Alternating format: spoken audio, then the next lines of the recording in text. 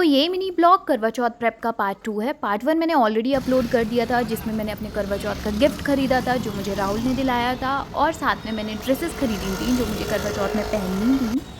और मैं आज वापस से मार्केट आ गई। उन्हीं ड्रेसेस को मैंने फिटिंग के लिए दिया था, तो उसको उठाने के लिए और साथ में बाकी की शॉपिंग करने के लिए। तो पहले तो मैंने ड्रेस उठाई अपनी जो फिटिंग के लिए दी थी, उसके बाद मैंने अपनी मदर इन लॉ के लिए एक साड़ी खरीदी। तो ये साड़ी मुझे करवा चौथ वाले दिन अपनी मदर इन लॉ को देना होता है। अभी मैं पूरी थाल वगैरह भी सजाऊंगी उनको देने के लिए, ड्राई फ्रूट्स, बहुत सारे फ्रूट्स और पायल बिछुआ सब, वो मैं बाद में आपको दिखाती हूँ। उसके बाद फिर मैं बाकी का सामान लेने आ गई थी, जैसे कि मुझे ये करवा चौथ वाली थाली, लोटा, करवा और बहुत सारी चीज़ें लेनी थी।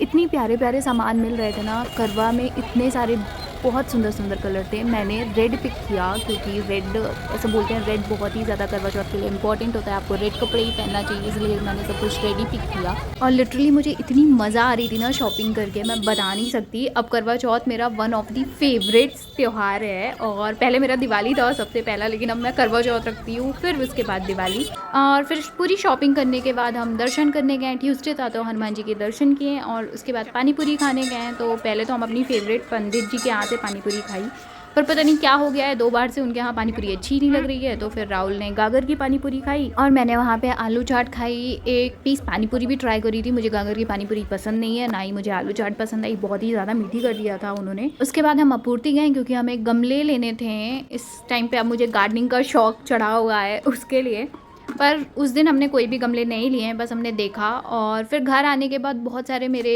अमेज़ॉन के, मीशो के पार्सल्स आए हुए रखे थे, और अभी तक मैंने अनबॉक्सिंग नहीं करी थी, तो मैंने सारे पार्सल्स अनबॉक्स किए। और ये हो गया दूसरा दिन। तो सुबह के नाश्ते में मैंने लौकी के पकौड़े बनाए। हमारे यहाँ पे इसको लौवरा भी बोलते हैं, अगर आपने खाया है तो कॉमेंट करो, मुझे तो बड़े टेस्टी लगे। और ये जो हमारे घर में लौकी लगी हुई है ना, उसी के पकौड़े थे, और राहुल को भी बड़े पसंद आए। और फिर देखो राहुल ने मुझसे क्या डील करी है। अब तुम चिल्ला बनाओगी, मैं बिना नौटंकी के खा लूंगा, पक्का।